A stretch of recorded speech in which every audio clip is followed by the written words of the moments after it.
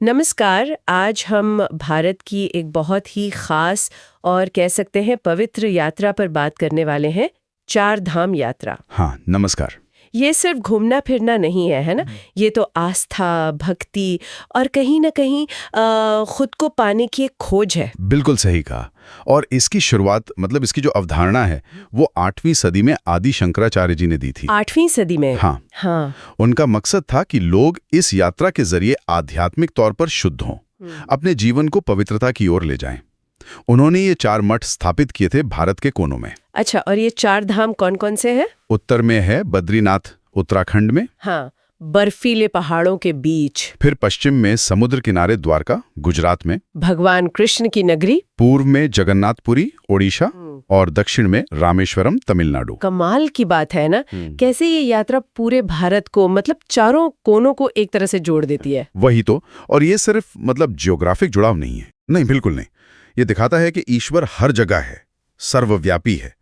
इसीलिए ये सिर्फ एक जगह से दूसरी जगह जाना नहीं, बल्कि एक गहरा रूहानी अनुभव है।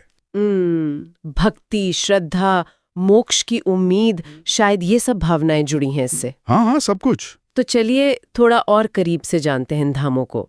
बद्रीनाथ से शुरू करते हैं, हिमालय की गोद में। हाँ, बद्रीनाथ भगवान विष्णु का बद्री नारायण रूप। वहां वो तप्त कुंड भी है ना?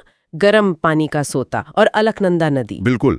और बद्रीनाथ को ज्ञान और ध्यान का धाम मानते हैं। ज्ञान और ध्यान, अच्छा, मतलब मेडिटेशन, कंसंट्रेशन। हाँ, समझिए मन की एकाग्रता, खुद के अंदर झांकने का प्रयास।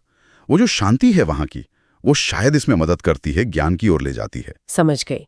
अच्छा, अब पश्चिम की ओर चलें, द्वारका, गुजरात तट पर भगवान कृष्ण की नगरी। हाँ, द्वारकाधीश मंदिर बहुत प्रसिद्ध है वहां का। और इसे किससे जोड़ते हैं? द्वारका को जोड़ते हैं कर्म और राजनीति से।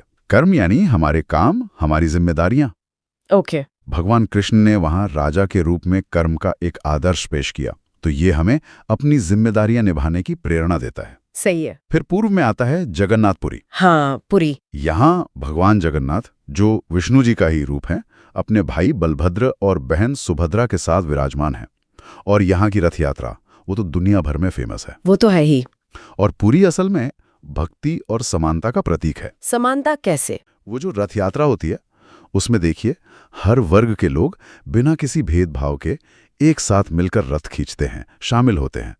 वो इसी बराबरी और गहरी भक्ति को दिखाता है। वाह, ये तो बहुत सुंदर बात है। अपने आप में एक अनोखा अनुभव है वो। और आखिर में दक्षिण में रामेश्वरम, यहाँ की खासियत क्या है? शिव और विष्णु दोनों की पूजा होती है। हाँ, ये दिलचस्प है। कहानी है कि भगवान राम ने लंका जाने से पहले यहाँ अपने हाथों से रेत का शिवलिंग बनाकर शिव जी की पूजा की थी। ओ, वही रामेश्वरम। और राम सेतु? हाँ, राम सेतु जिसका जिक्र रामायण में है, वो भी यहीं से जुड़ा माना जाता है। हाँ, और रामेश्वरम को मानते हैं त्याग का प्रतीक। त्याग का प्रतीक। हाँ, मतलब भगवान राम ने सीता माता के लिए जो संघर्ष किया, उसमें त्याग की भावना बहुत प्रमुख थी। अपना राजपाट, अपना सुख, सब कुछ। तो ये चारों धाम मिलकर एक पूरी तस्वीर बनाते हैं, ध्यान, कर्म, भक्ति और त्याग। बिल्कुल, जीवन के 4 जरूरी पहलू। लेकिन इस यात्रा का असल मतलब क्या है?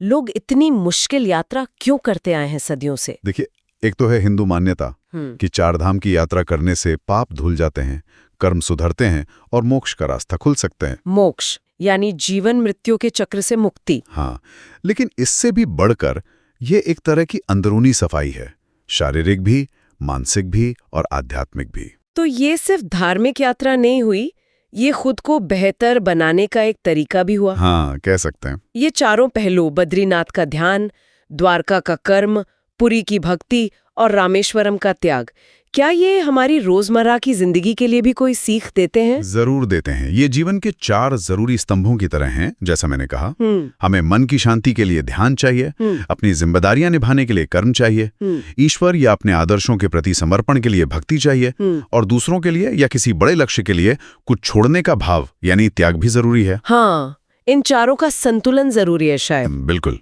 इन चारों का संतुलन ही शायद एक अच्छा, एक सार्थक जीवन बनाता है। आज की जो भागदौड़ भरी जिंदगी है, जब हम अपनी जड़ों से, अपनी रूहानियत से शायद थोड़ा दूर हो रहे हैं। हाँ, ये होता है। यस, तब ये यात्रा एक याद दिलाने जैसी है कि हमारी असली पहचान शायद हमारे संस्कारों में, हमारी आस्था में, हमारे अंदर की शांति में है।